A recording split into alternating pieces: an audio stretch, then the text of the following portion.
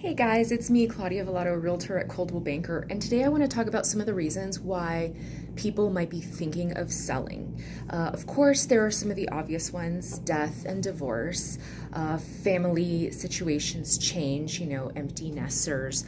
But then there are also other reasons that you may find yourself in one of these other categories. So the first one is kind of mini flippers. These are people who aren't exactly flipping a property, but they buy a property that needs some love, some improvement, some beautification, and they fix these things slowly, live in the house for a few years, improve it, and then sell it at a profit and do it all over again. And sometimes they kind of do this in an upgrading way, and other times they don't. They're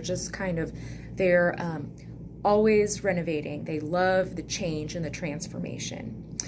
The next type of person is, of course, the one that needs more space. And I'll be going into this in a lot of detail in my next video.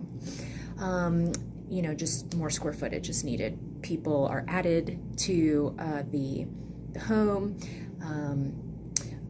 Maybe hobbies change, work changes, and so you just need more space.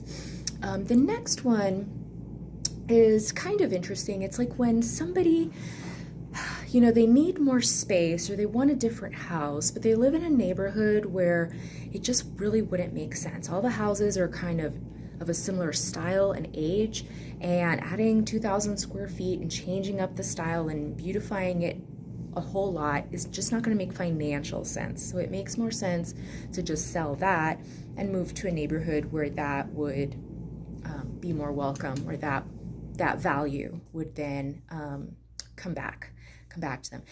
And then the last two are not really considered very often, but I think they're legitimate. Our tastes do change. We're not all, just because you like country French when you were 25 doesn't mean that at 45 you still like that style. And it might just make more sense to move into a completely different kind of style that now suits your taste, because your tastes have changed.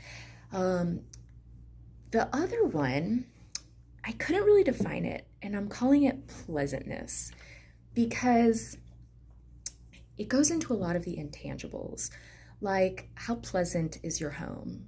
You may not have been aware of it before, it may not have been important to you, or it may have been pleasant at some point, and now it's not.